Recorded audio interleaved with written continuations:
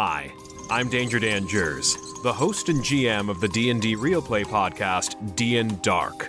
Join us on Wednesdays for an absurd, over-the-top comedy horror adventure, starring some of history's most infamous monsters. I'm Ben Magnet. I play Mary Frankenstein, our barbarian. I am Daniel Cruz. I am playing Imhotep the Mummy, our cleric. I'm Jordan, and I play Larry Talbot, a lycanthropic warlock. I am Grayson, playing Jack Griffin, the Invisible Man, the party's rogue. I am Aaron. I play the Phantom of the Opera, our bard. For more information, go to dndarkpodcast.com and listen to us anywhere you find podcasts.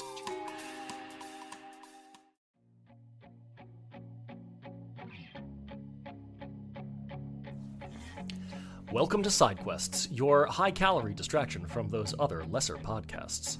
We're a pen and paper RPG audio show featuring chatter about rules and how to master them, epic world-building, player investment, and interviews with the people who make the games you love. Listen in as we trade tabletop war stories, make judgment calls in odd situations, and do everything we can to give you more delicious RPG resources than you could dream of. All from a simple side quest. I'm hungry. I'm Craig. And these are my Paladins of Podcast. Name yourselves for our audience. What's up, everybody? It's Paladin of Podcast, Rob, and I'm really excited about what we got going on for my Saturday campaign, starting this week. I'm Paladin Eli. Hello. All right, by our powers combined and a severe lack of sleep, we will entertain you. Rob, tell us, what are you thinking of? Oh man, so I actually wanted to talk to you guys about this before recording, but we jumped in so quick. So we briefly wanted to touch on and try to fill this episode with the idea of when we're starting a new campaign, some of the small tweaks. I guess people call them house rules. A lot of people have been calling homebrew things lately. Small changes to the game that we just want to do. I got two that I'm excited about. One of them is, the audience can't see this, but I'll show you guys. I've got player character envelopes that I'm going to use to pass secret messages, develop and collect personal goals, where they can keep character-specific knowledge, and I can just pass them along the table, so everybody will have their own folder, everybody will get their own things, and they can choose to share with the party or not, and they can always send me back information or messages without passing everything, and it's just everybody has the same style folder, so nobody knows exactly what's in it or what they're doing. Kind of keep a little bit of fun. You got like a custom little portfolio for each player character. That's nice. That's a nice prop. You sort of really make that collection of secrets physical. Was that the idea? Yeah, and that way people don't have to keep messaging me on Facebook in the middle of something, because that breaks my concentration. So that way I could just collect folders at the end of the night. We can go through it off screen, and they kind of fill in the blanks retroactively. So that's cool. Props are fun. This is meant to be like where you hand it back to them at the beginning of a session, they hand it to you at the end of a session? Or is it also meant for, like, in the middle of the game, if you do have an idea or you want to pass a note to the GM, you put something in there and you hand it? Yeah, both of them, primarily beginning to end the game. And if something comes up where they need to strike something mid-game, they can slide it all the way through. So that way I know what character it's coming from. And like I said, they don't have to message me in the middle. I can just take it, do a quick read. Now, you don't play with a screen, right? No, not usually, but I do oftentimes position myself in a way where things that should not be seen aren't seen. Like I'll hold a book, or in my notebook I'll just flip to a page that's necessary as needed. Otherwise I keep most of it in the good old noodle. So like when they pass you the note, do you do anything? Like, are you going to hide what someone has passed to you then? It'll be pull out whatever they have written, just enough for me to be able to read it and slide it back in without having to fully pull out whatever document that's in there. So you're putting this document folder together. You're giving each one to a player. Would you say that that's linked closely to like the nature of the campaign? If I remember correctly, you were running some kind of like a spooky horror conspiracy Victorian sort of thing. Is that about right? Is that this game that we're talking about? No. That was no. I'm totally wrong. Okay, please tell me. What are you running it for? You've kind of combined a few of the campaign ideas I've run through. This one is really a collection of different settings based on where they are in the geographical location. So it spans essentially eras from the feudal areas all the way up to Victorian-style steampunk. Again, depending on geographical location and area. The idea of their personal folders kind of developed after the fact that I'm using the knife block that we talked about, the knife theory that we talked about in one of our previous episodes. And as I came up with some of these ideas based on what they had written down and told me about and we worked through, some of this information I thought, this would be great information for the player to know, but not necessarily for the character to know. So the idea would be, at first, slide that in these envelopes and send them out like, hey, your character doesn't know this, but you know this. And then it immediately evolved into something a little bit more like a messaging system and kind of like a bag of note holding, essentially. Cool. That allowed them to do everything. And I axed the player knowledge versus character knowledge because there's no way that they can really keep the meta out of that. So it is difficult to do that. So do you think that this is going to be a really big advantage over sort of breaking the immersion of looking each other in the eyes at your table to type a thing out to each other? Or do you think, how confident are you in this one? It seems like you're taking a swing at it, and it could go either way. It could go either way, and I have high hopes. I'm Okay. not sure how well it's going to work out or if it's going to be used as intended. I'm hoping that it's used enough that it kind of develops a purpose that is coherent amongst everybody.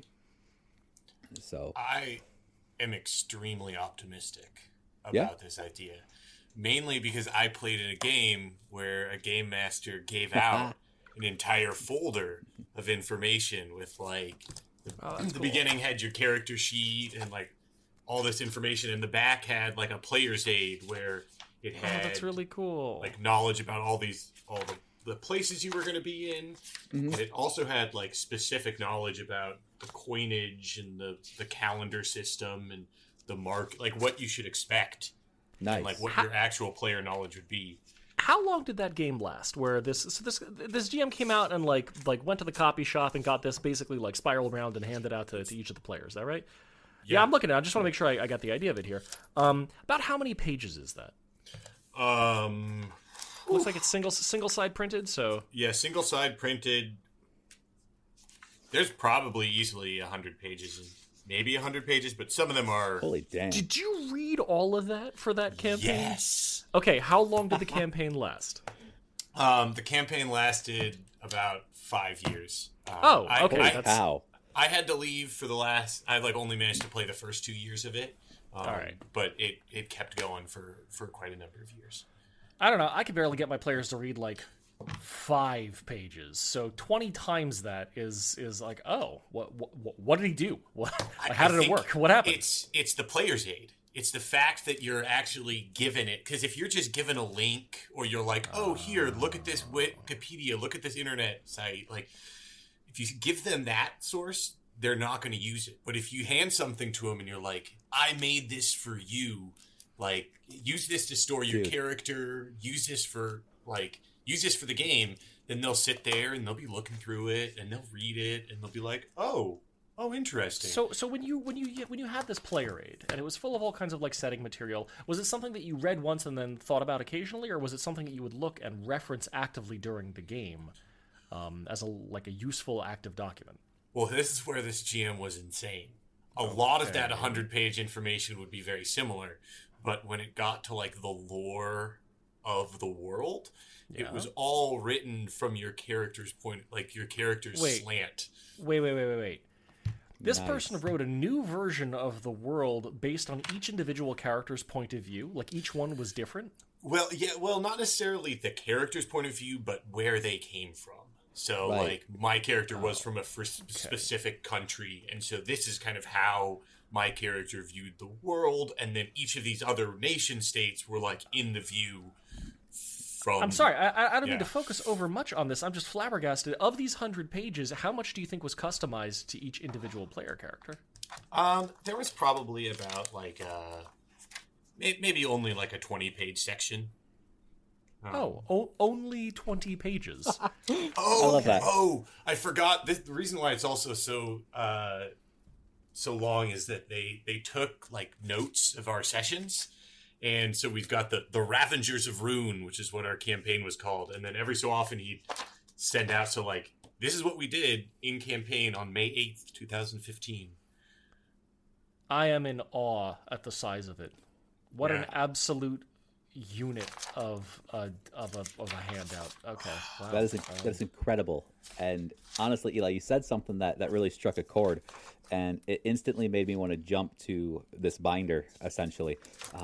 So you're right. I've sent out links. I've got a shared Google Drive for my players where they can read everything, but I'm not sure if they're going to actively read it.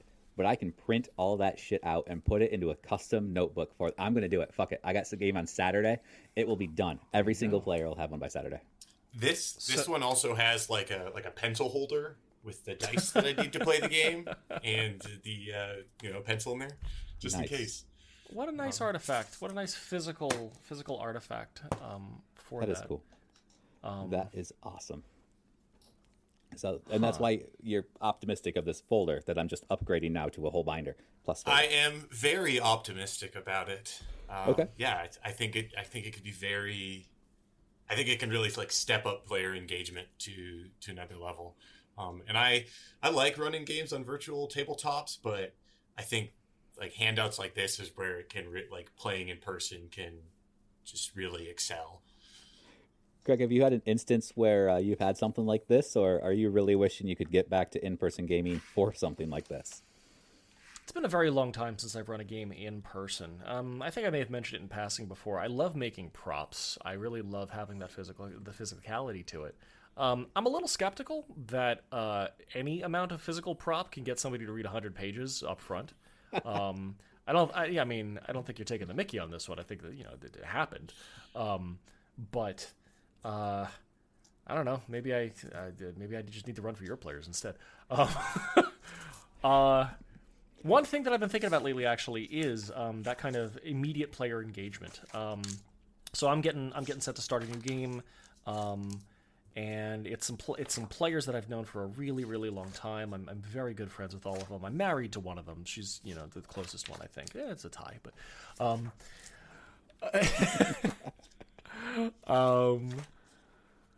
but one of the things that I'm doing is I'm taking a corner of my campaign world, and I'm using Worlds Without Number for this. And part of that is setting up for a sandbox campaign. You generate, at this point, probably 6 different major locales or factions that are the big movers and shakers of the area of your game that you're going to care about. And these are things that, these might be factions that the players will interact with or could be a part of, or a place that they're from, it's a community, that kind of stuff.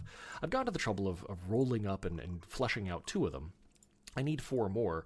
We're supposed to start on November 5th, so I kind of got to get a move on here, but I thought, get them involved. Don't just do it all myself. Say, hey, here's the skeleton outline of what they are, but let's flesh them out together. Let's make that session 0, session -1. First, let's build the world together. Let's have your input on that. I'm not worried that they're going to throw something together that I can't handle, and I can always finesse the edges a little bit if it's really out there, but one of the best ways to figure out what your players want is to just ask them. Mm-hmm. And sometimes they'll even tell you. So I've been thinking a lot about, what goes into the start of a new campaign. How do you get people invested as quickly as possible? So I think I have a lot to learn in terms of that physical prop as part of that information dump. What other stuff comes to mind when you guys think of new campaigns and how to get people invested and thinking about it immediately?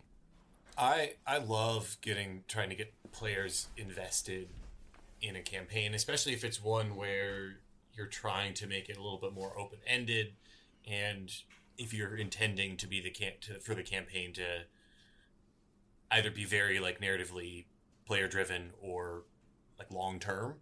Mm-hmm. I love asking players to try to contribute, or like I ask them to try to contribute something to the setting. I try to do that too with my fantasy settings, but it's a little bit harder. I feel like you have a lot more freedom to add things in a sci-fi setting.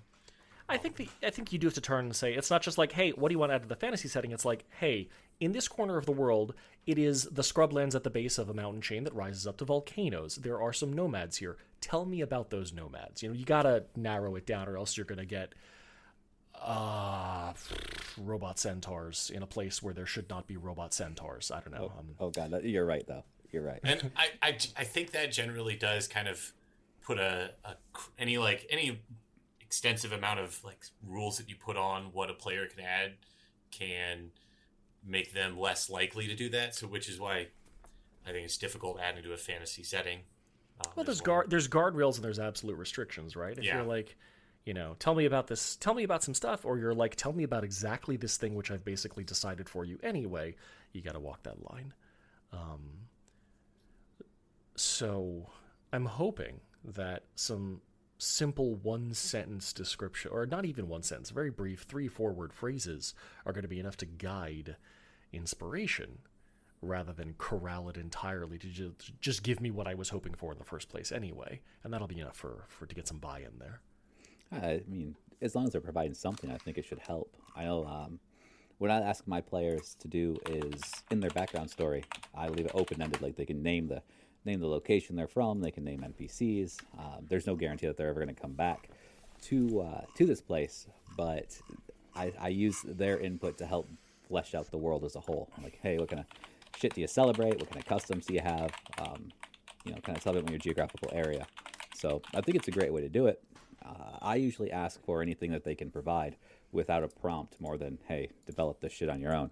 So if you give them some kind of prompt and are just asking for a few words, I think it should be no problem for your players to do it. Honestly, I've got some other stuff that I'm thinking about in terms of crafting that initial attitude toward the new game. That's a little more on the mechanical side, though. Just if anybody had any other thoughts on sort of the narrative elements of starting a new game before I steal the conversation away to vistas unknown. Well, there's a sci-fi game out there. I'm blanking on the name. Where I like this game. Tell me about it. Maybe I can figure it out. The entire point of the game is you come across planets that have something's going wrong with their society, and the society is created by, like, you kind of create like an axis, and it's all player driven, where you determine the qualities and traits of the world, and then you create the problems and then solve them yourselves. This is a role-playing game or a video game? It's a role-playing game. And like indie one or a big name one? It's a very small name one. Oh. And I found it at one point in time and was like, oh, this is great. I want to try to incorporate like this game as a way to run like a session 0 or to generate worlds like for other sci-fi games. I haven't ever been able to stumble upon it again. From what it sounds like, it reminds me of The Expanse, but at the same time, I think that is a little bit more, I don't want to say developed, but I think it's larger than what you're describing at the same time. Listeners, if you know what this game is, scream at us. Pick your venue. It's fine. Yeah, but let us know if you figure out what that is. Absolutely. Drop us a voice message through Spotify. Tell us, because we are going to rack our brains until we figure it out. Eli's he's looking faces. at it now. I see. I know. Maybe I'll be able to find it in a moment of inspiration now. Right. All right. Well, let's board the boat to vast places of unknown. Craig, what do you have for the? It's not me. It's the Monster energy drink talking at this point. We all do it. All right. God, do you think they'd sponsor us? That'd be amazing. I think we'd have to really kind of shout at the microphone for an entire 45 minutes. Monster Energy Drink, please sponsor our RPG podcast. Turn us from serene, forward-thinking individuals to just howling dice goblins. I'll punch some drywall. I've got a question real quick, just kind of a sidetrack here. This is ridiculous. God, please, what do you got? Do you think Monster would replace the general nerd fuel over Mountain Dew? Never. No? No. No, I'd rather have a Monster than a Mountain Dew, honestly. I am a mutant, and I actively enjoy the taste of Diet Mountain Dew. Really? I'm 35 years old, and I will go to my grave, possibly a proximal grave. But no, I like it. I actually like it. The only time I've ever drank Mountain Dew was at has been at gaming tournaments, 40K Warhammer 40K gaming tournaments. I drink Mountain Dew and Cherry Southern Comfort. Yep. So two things. First of all, the core flavor of Mountain Dew is orange juice from concentrate. Yeah. So there's that. But two, it was originally marketed as a mixer for whiskey. Mm-hmm. For moonshine. Yes. Anyway. Oh, well, I was using it right then. You're Without a doubt. just, it came naturally to you. It's really the triumph of this fluid. That's funny 'cause you're originally from the Midwest, but this is an Appalachian Mountain kind of thing. So What, Eli or me? Eli's from the Midwest. You get it. No, I'm from Seattle. No, not anymore. I'm sorry to report, Eli, that your place of birth has been changed. All right. Please update the lore wiki for side quests to record this. Wait, I haven't updated the first one yet. I'm behind the ball, guys. When I start a new campaign, speaking of starting new things, when I start a new campaign, I like to think about the major features that go into it and wonder, am I going to tweak it? Oh God, he's figured it out. Okay, what is it, Eli? It's called Shock. Social science fiction. Social science fiction. Okay. All right. Well, we've mentioned it enough. We should put it in the. Is there an equivalent of a doobly-doo for a podcast? Put it in the thing below what would be a video on YouTube. I can add it in our description. There you go. If you guys want to find out, Shock, the social science. Is that what it was? The social science RPG? What was that? Social Science fiction. All right. Go check out the podcast description box. And If you don't read it first. It's cool. It's a great way. It's a great way to create a world with players really quick, and it's awesome. But I could get so sidetracked on this idea in my head. we can chat about it another time. I need to read more about it. It's been so long. I can't believe I just found it. there you go. There you go. A little manic moment of focus. Not you being manic, apparently me. Initiative. I've been thinking about initiative. Because one of the best initiative systems that I have ever come across is from Shadow of the Demon Lord. Have y'all played Shadow of the Demon Lord? No. Nope. All right. So check this out. Your standard D&D style initiative, you roll your D20, you add your dexterity, whatever that is, your initiative modifier to it, rank them all from most to least, and you go down the line. Shadow of the Demon Lord works a little differently. When combat breaks out, there are two phases, fast and slow. There's the fast part of the turn and the slow part of the turn. Players always go first, every time. You don't roll. But you turn to the players and you say, will you be taking a fast turn or a slow turn? And they can only either do one or the other. If they opt to take a fast turn, they can either move or take an action. If they take a slow turn, they can both take an action and move. All the player fast turns happen first, then all the enemy fast turns happen, then all the player slow turns, then all the non-player slow turns. It's awesome. It works great. Players can always count on whether they're going to go, like how that works out. And there's tons of tactical choice there. And I'm wondering if I could just start using that instead. I don't think the game's going to explode if I don't make people roll for initiative. The way that they do mess with that sometimes, though, is that really scary stuff, like really nasty demons, that sort of thing. They get multiple actions. They get to take multiple fast or slow turns. So I might use that. It sounds similar to something I tried once, and it was, again, initiative. What I had done was I let the players decide how the initiative went. So they would choose what player went next. And that's built in, actually. When it's like, hey, players 1 and 2 out of 5, you guys are taking fast turns. Okay, figure out amongst yourselves who wants to go, what order you want to go in. Don't delay, none of that. Just decide. It's okay. Right. And what I found is most times players would always try to action economy as much as they could on the front end, not realizing that when they got to the opponents or the monsters that they were fighting, they would end up inevitably choosing themselves as well. So they would end the round with all of their attacks and then start the next round with all of their attacks. And then we just kept cycling through. It was fun, but my players ended up wasting a whole lot of time on figuring out who should go next. That's a shame. Really? Yeah. Well, you do have large table sizes. So Oh, right. Wait. Was this with like 5 or 12 6. people at the table? Nah, it was like 5 or 6. Oh, well, wait a minute. Actually, I'm really curious. Even over the course of time, it didn't sort of emerge like generally so-and-so goes first and then down the line, and usually so-and-so wants to wait till the end to cast their spells. Like, nothing emerged from that. No, they rarely planned together. It was very unusual. I very usually don't have that issue, but this particular group, they didn't plan actions. They didn't really try to cohesively battle anything. They tried to turn everything into an individual slugfest, which was unusual. And was it their ultimate downfall? No. No. No. Darn, those groups are fun.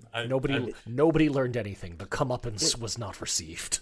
They did well, but I ended up rage quitting that game. Oh, shit. Oh, no. So I had a player cancel last minute one too many times, and I just said, you know what, guys, I'm done. And somebody's like, you mean like we're not going to game this time? I was like, nah, we're not gaming at all. We're just done. And I'm not going to keep doing this. Commendable to reach the point and simply say, if you will not respect my time, I will not offer it to you. Yeah. Way to put your foot down. Yeah. Like I said, I mean, it was a heated moment, and that's why I call it a rage quit, but I don't regret it. I'm still friends with everybody. So Sounds like that worked out then. Yeah, and Greg, you're right. I mean, if they're not going to respect your time, why invest the time? There's your little loading screen tip for the day for new aspiring and long-term GMs out there. When people don't respect your time, tell them you don't like it. But yeah. How's it go? Do no harm, but take no shit. I think that's the right way to say it. Sure, yeah. Well, I like what direction you took for the initiative, but second by second combat. You demon. You Just, terror. You monster. How does that even work? Second by second? What is it? Each thing has its... This is a Hackmaster thing, isn't it? This is a Hackmaster thing, yes. This dude, you can't see it, but this dude is grinning like a carnival mask as he's ready to tell us this. All right. Yeah, ear to ear. Talk me through how this works. Well, you're right. You start with a normal initiative roll that you might, everyone has an initiative modifier. The better initiative you have, or like the more aware you are, the smaller dice you use, because when you roll initiative, you want to be as close to second one as possible. So, What is close to second one? What do you mean? second one. Oh, because literally the literally first second. the first second of combat. Oh. Because instead of going around, like round one, round two, it's second one, second two, second three.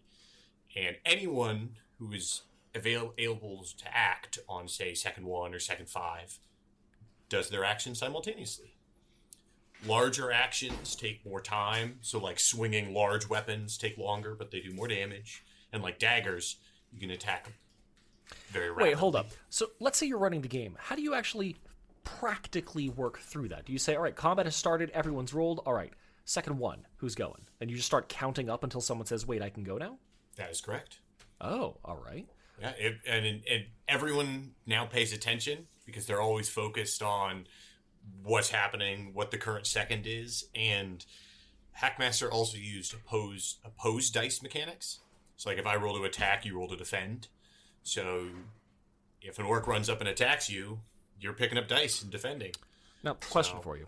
Yeah. Do things have durations, or is it only... Like, if I want to do a thing that takes 3 seconds to do, and I can do that on second number 2, can I go again on second number 5? Yeah, so if it took 3 seconds for you to stab, you stab every 3 seconds. So And there's actually yeah. not even a turn counter. It's That's just correct. how many seconds into the combat has it gone. Yeah. Huh. So And you can always interrupt things. You're fighting someone, you're waiting your weapon speed. An enemy comes in from another direction, you can stop, move away. Every second you can actively be moving.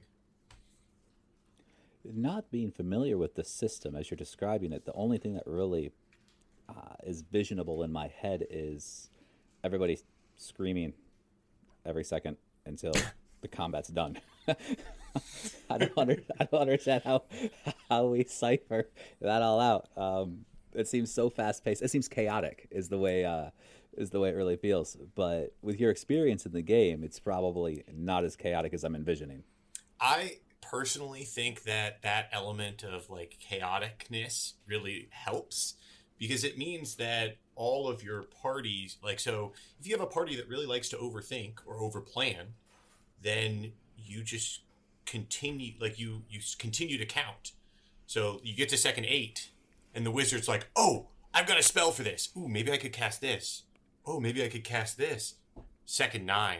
Right, yes. And then you can have real panic set in. And it just feels like the combat flows a lot more naturally. So how do you if you've got like a monster, they roll initiative normally, and that says like, all right, that's when they can start acting, and then so what happens when you've got simultaneous actions? If both a player and a foe acts, both have the ability to act on second 4, what do you do? There are some things built in, like if they're both attacking each other, then it goes off weapon reach. So like if I've got a spear and you've got a dagger, the spear gets to attack first. And other things are kind of judgment calls on the DM. Generally, like you can let the players go, like their actions go first if it doesn't make a big difference. Interesting. If 2 people are moving at each other, you just have them both stop in the middle where they meet each other. I have found myself frustrated that there is not a common, clear, legible way to resolve simultaneous action in the more standard initiative modes that I've seen.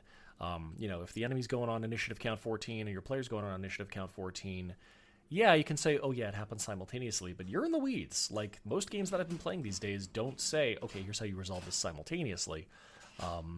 You're left to decide it on your own. So it's interesting that there's a little bit more of a procedure there for this.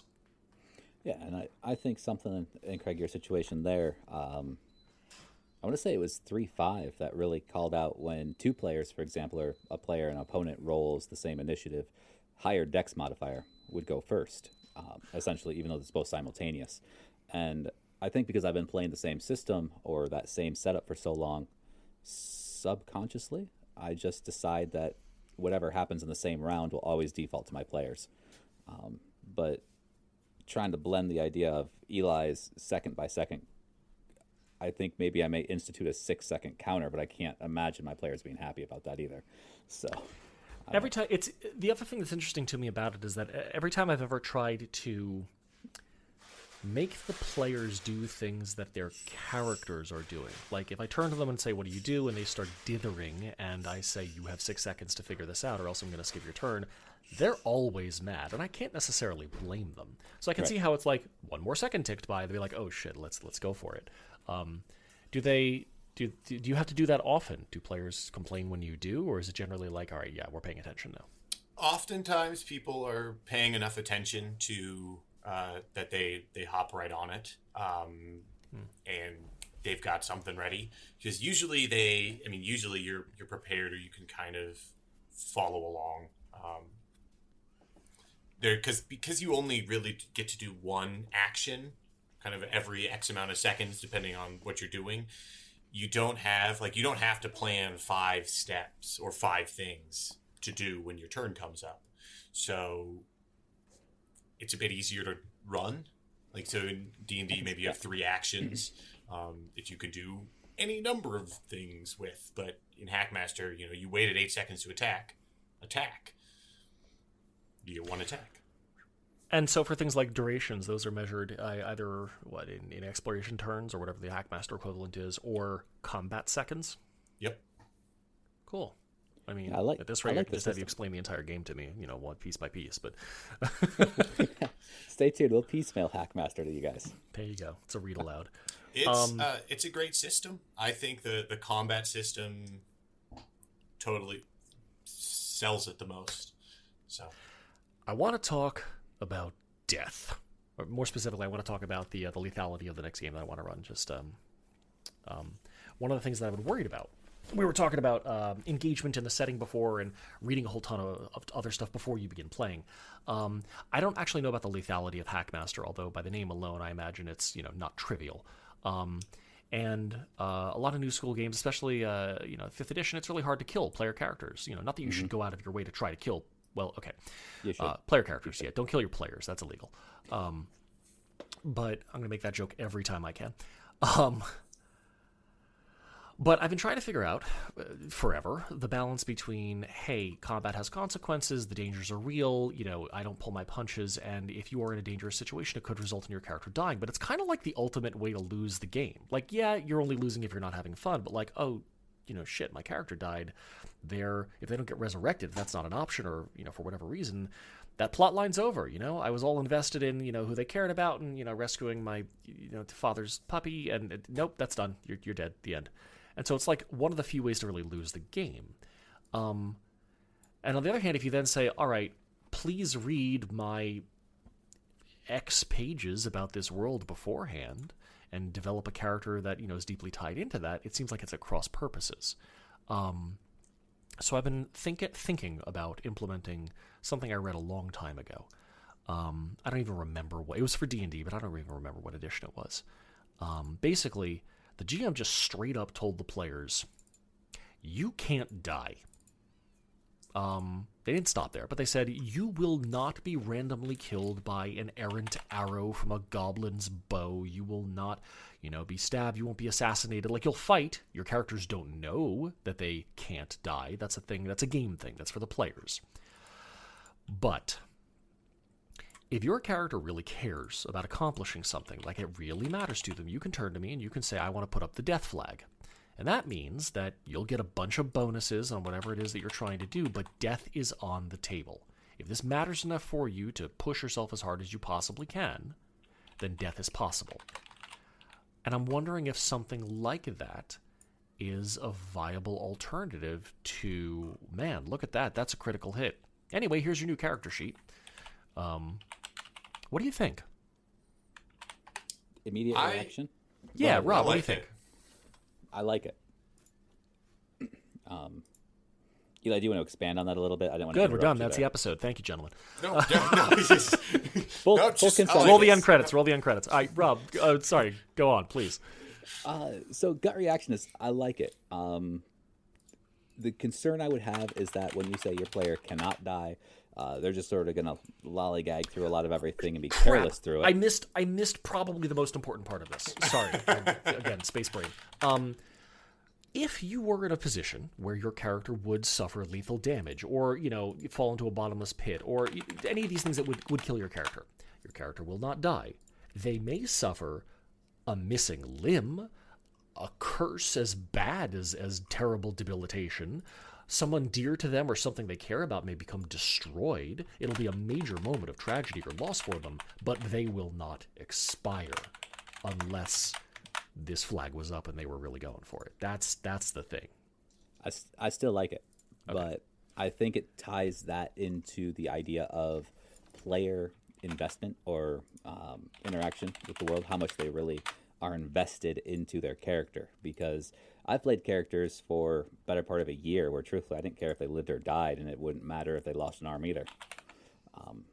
So just one of those general situations. I think it's player investment that would determine it. Me personally, if I knew right away, I'd love it. And if I felt something was good enough to put death on the line, I would absolutely decide when to do so. I think it's just a fun mechanic, and it says, hey, I'm really serious about this particular thing.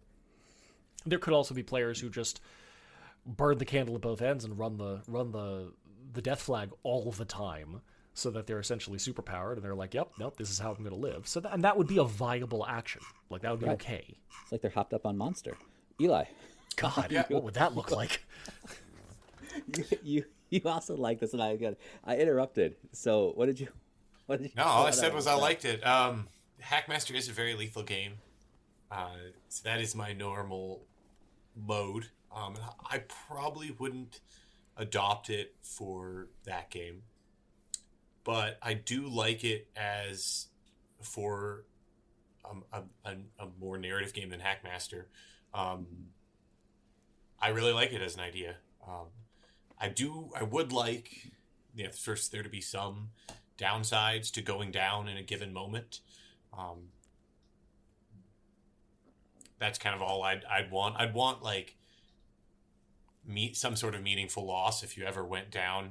No, that's the point. That like if you would have mechanically by the rules as written been killed, it's like, oh, okay, your character isn't going to die, and if they can drag you out of here, then you'll figure it out. But like, oh, that terrible great axe crit that took you down, your leg's gone below the knee. Like, deal with it. Figure out how to, that's really bad. Now, in that case, for example, some people would say, I'm hobbled with 1.5 legs. I don't want to play this character anymore. Would you make them continue to play the character? I will never make somebody play a character they don't want to play. I think that it only really makes sense if it's something that can be addressed. Then it suddenly may be like, hey, it's our new priority to go figure out how to get your leg restored. Like, we have to deal with this. The goal isn't to punish the player for surviving. It's to introduce complications. It's not like, oh, yeah, you wrote your brother into your backstory here and you're really close with them. It's like, I'm going to kill your character's brother. It's like, no, they got kidnapped. Or, perhaps more interestingly, they got involved with a cult and they really believe that this cult is the real deal. And you can see from the outside that, no, sir, it is not. Like, it may not have a direct link to what actually happened to you, but like some intense misfortune will arise that must be dealt with in a timely way, or a worse thing will happen. Something like that. Yeah, I think it's pretty solid. You guys are convincing me to give it a shot. Yeah, let us know how it goes. I hope that I hope the players use it, because it seems like it would be a cool mechanic to gain, like to have the death flag up in moments that should matter to your character. If I were you, I'd have a literal flag, just like plunk it down in front of everybody. I think it'd be great. I wish I had a prop for it. Or a cool hat, Yeah. Is it only the player that decides when the flag's up, or can the GM go like, boss fight time? No. All your flags are up, sort of thing. No, I see legitimately how that could go. The only time I think I would ever do that, if it was like, this is the climax of the entire campaign. In this particular case, it's a fight. The flags are up for the entirety of this thing. And it would have to apply to everyone, and it would have to be super, super rare. But so like 99.9% of the time, it would expressly be a player-only thing. Yeah, I'd be one of those roll with it up all the time guys. Guaranteed. Yeah, bonuses for the risk of death. I mean, my philosophy is that my opponent cannot kill me if I've killed them first. Are there universal, like, death flag is up, or does your death flag have to go up for a specific, like, motivational reason for your character? Are you asking me? Like, what like, I'm just wondering how, like, what approach you're going to take with it. Like, if I'm a fighter and I have my death flag up because I never retreat, like, does that the same bonuses as if another person has a death flag up because they're fighting their mortal enemy or something? No, that's legit. Having a concrete idea of the mechanics that would happen for it is important. It's the sort of thing that I'm glad to talk about on this podcast, actually. So let's talk about it like this. Players can say, I'm putting up the death flag at the beginning of the round, and it will always last until the beginning of their next turn. They can't just flip it up and down arbitrarily. It's a round-by-round thing. Or they can put it up before they attempt something outside of combat, but it will last until the end of their attempt to resolve that effort. Off the top of my head, I'll probably think a little bit more about it, but if I'm running something like Worlds Without Number, which is, D&D adjacent, I would probably be like, hey, as long as you've got this up, roll with advantage on literally everything. Like, it should be really meaningful. It should stack with things. It shouldn't be a systematic consideration. It should, like, when this is up, you are better at what you're doing on top of whatever else is going on, because it's an enormous burden. It's a really big deal. Everyone would get the same benefits. It happens. It is a benefit to actively doing things. Although I guess if I'm saying you are essentially rolling twice and taking the best out of everything, then that would also apply to things like saving throws and that sort of thing. So that reminds me of a similar mechanic as you described that round-by-round action. I forgot what system it came from, but it's been called something like last-ditch effort or extra effort, maximum effort, heroic push. Where, full send. Yeah, where they can choose to essentially burn up every bit of resourceable energy that they have for one last attempt to go all out and essentially win in one blow in a combat situation, where death is directly on the line related to the amount of energy that they expend. Again, I like that kind of mechanic. I like that style. I think it's fun. It's very awesome for the story and the narrative. My general concern, but it's usually my players' experiences. They don't always use it when I think it would be epic. They just sort of use it. That's an arbitrary moment, and then they forget about it. It's hard because what they consider important may not be what you consider important. Oh yeah, that's for sure. Well, I mean, in the moment, they don't have the God's eye view of like, oh man, they're blowing it on this guy outside the door. They don't know the deeper things lay within. Or they may think like, I want a charge right now. I want to, sort of push the happy brain chemical button right now, for whatever reason. It could be something because they got cut off in traffic on the way over there. Like, you gotta, like, it's frustrating when that happens. When they're like, oh yeah, we're gonna kick the hell out of this like random patrolling guard inside the dungeon, and like, oh yeah, I'm gonna use my top level spell on this and turn him into a puddle of the soup. It's like, okay. You get that out of your system, guys? All right, well, we'll see how this plays out. But, like, there's nothing you can do but meet them where they are. Right. But it's frustrating when it's like, oh, they've decided that this is very important. Okay, we're going to have to do it this way, I guess. Yeah, no, I agree. Brings up a good point, and maybe something to talk about in one of our next upcoming episodes, because we're getting that 45-minute mark now. So maybe next time we want to talk about other new things that we like to try in games. Yeah, I'm there for it. Yeah, all right. I'll read about this social science fiction. Yeah, man. Now I want to hear about this. You gotta lead us into your odyssey into. Is that like an EDU hosting? I don't know. Maybe that's not where it's supposed to be hosted. Who knows? Maybe it's somebody's thesis. But please regale us. I want to hear about this. I'll tell you about it. We'll talk about it. Yeah, sounds good. Remember, guys, read the podcast description if you haven't, so that way you can remember Shock, the social science fiction. Eli figured it out midway. Otherwise, drop us a message through Spotify. You can do a voice message. Check us out online at epictablegames.com or Facebook, where you can always find us. Adios, friends. See ya.